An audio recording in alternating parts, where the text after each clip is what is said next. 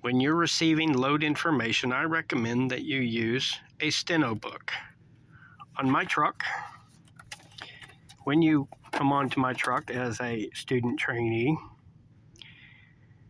you'll be introduced to my way of doing things, which includes how I take notes on my load assignment. This particular form is based on how we receive the information in our Qualcomm system. You'll notice there's a place for when it comes in on the Qualcomm, the date and time it was received, a space for the load assignment, trailer, bill of lading, how many pieces, how much weight, shipper, seal, fuel solution, service level, which would be preloaded or live load, pickup time, pickup number, then the consignee, this is where we're delivering, service level, which would be live unload or drop, delivery time range, so sometimes we'll have a range of time that we can deliver it on a specific date and time, and we may have a 2-hour window to deliver, so they'll be from and to sometimes. Additional stops, so let's say we've got to make 2 deliveries, there'll be an additional stop. Paid miles, yes, as a company driver, you will be paid for your empty miles when you're a solo driver. And then loaded miles. Now remember, we are paid short route. Are there directions available for the shipper? Yes or no? Are there directions available for the consignee? Yes or no? If there are, then we can request those directions.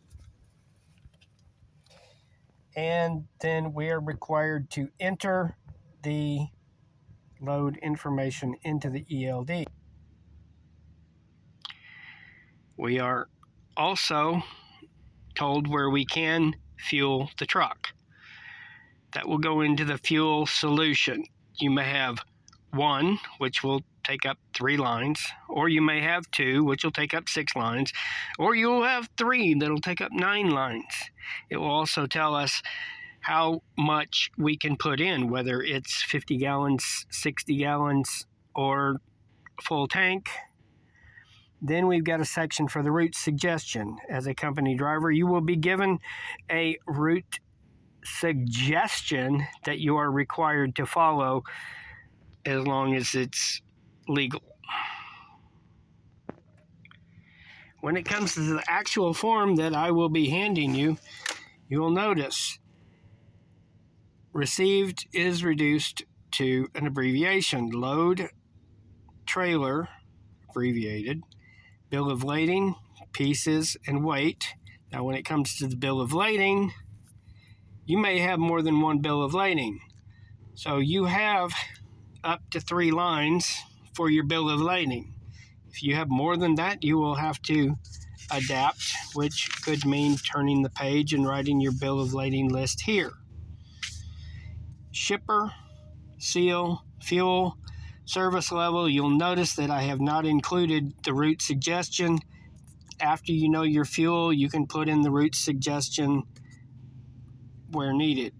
Service level, pickup time, pickup number, consignee, service level, delivery time from and to, additional stops, miles, loaded or empty, directions available to the shipper, to the consignee. You can write in yes or no or Y or N, and be sure to enter the info into the ELD.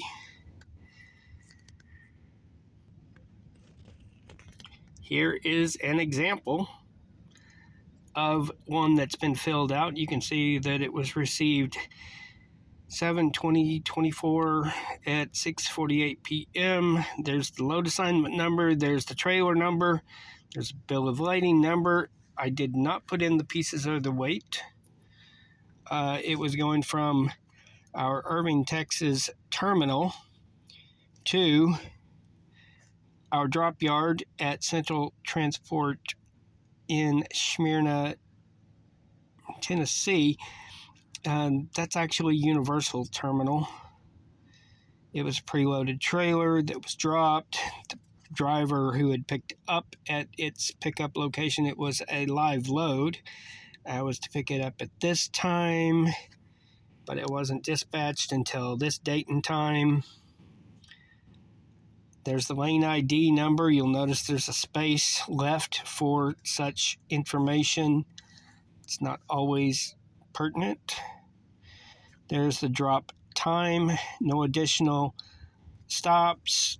Empty paid miles 118. Loaded paid miles 672. Directions to both available.